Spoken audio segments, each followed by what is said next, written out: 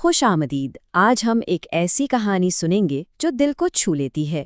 یہ کہانی ہمیں بتاتی ہے کہ ایمانداری سب سے بڑا خزانہ کیسے ہے، خاص طور پر تب جب آپ کے پاس کچھ بھی نہ ہو۔ چلیے اس سفر کا آغاز کرتے ہیں۔ تو کہانی شروع ہوتی ہے ایک چھوٹے سے دور دراز گاؤں سے، ایک ایسی جگہ جہاں زندگی بہت سادہ تھی اور ہر دن ایک جیسا لگتا تھا۔ لیکن اسی سادگی میں ایک غیر معمولی کہانی چھپی ہوئی تھی۔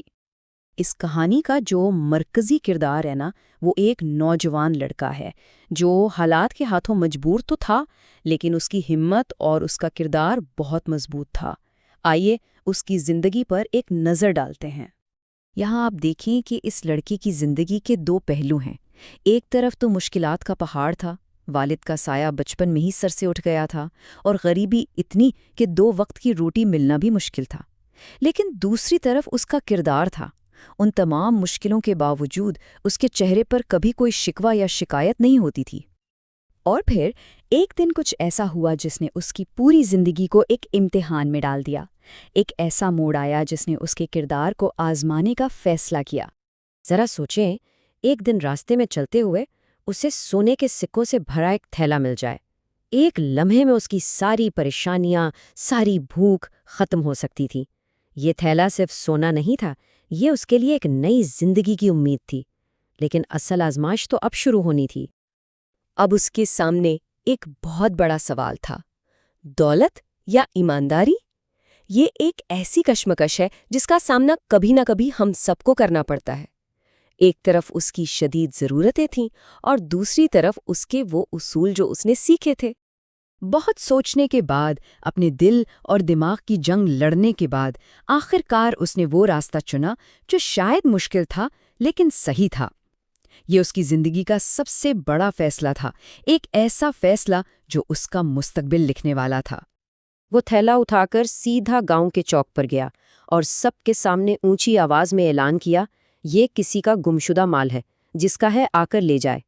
اس ایک جملے میں اس کی ساری ایمانداری، اس کی ساری تربیت سمائی ہوئی تھی۔ اس نے ایک لمحے کے فائدے کے لیے اپنی سچائی کا سودا نہیں کیا۔ اور کہتے ہیں نا کہ نیکی کبھی رائے گاں نہیں جاتی۔ اب وقت تھا اس کی ایمانداری کا پھل ملنے کا، اور یہ پھل اس کی سوچ سے بھی کہیں بڑھ کر تھا۔ تھوڑی ہی دیر گزری تھی کہ ایک پریشان حال امیر تاجر وہاں آ پہنچا۔ اس نے بتایا کہ یہ تھیلا اس کا ہے اور اس میں کوئی معمولی رقم نہیں بلکہ اس کی زندگی بھر کی جمع پونجی ہے۔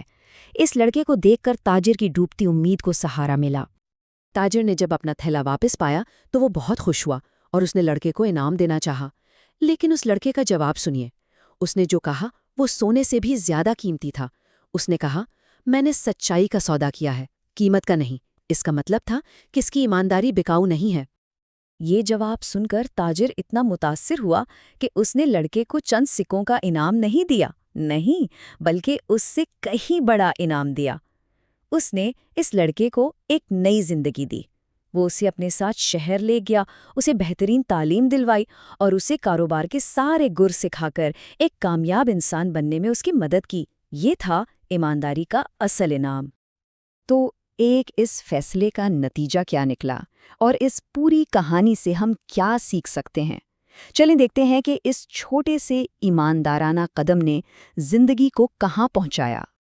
وہی غریب یتیم لڑکا اپنی اسی ایک ایمانداری کی بدولت بڑا ہو کر نہ صرف ایک کامیاب تاجر بنا بلکہ معاشرے میں ایک بہت عزت دار مقام حاصل کیا۔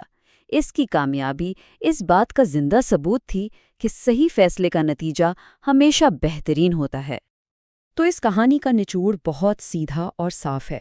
پہلی بات تو یہ کہ سچائی اور ایمانداری کبھی ضائع نہیں ہوتی۔ شاید وقتی طور پر مشکل لگے، لیکن اس کا انعام ضرور ملتا ہے۔ اور دوسری بات، جو لوگ حق اور سچ کا ساتھ دیتے ہیں، آخر میں قسمت بھی ان کا ہی ساتھ دیتی ہے۔ یہ سوچنے کی بات ہے کہ اگر کبھی ہماری زندگی میں ایسا موڑ آئے تو ہمارا انتخاب کیا ہوگا؟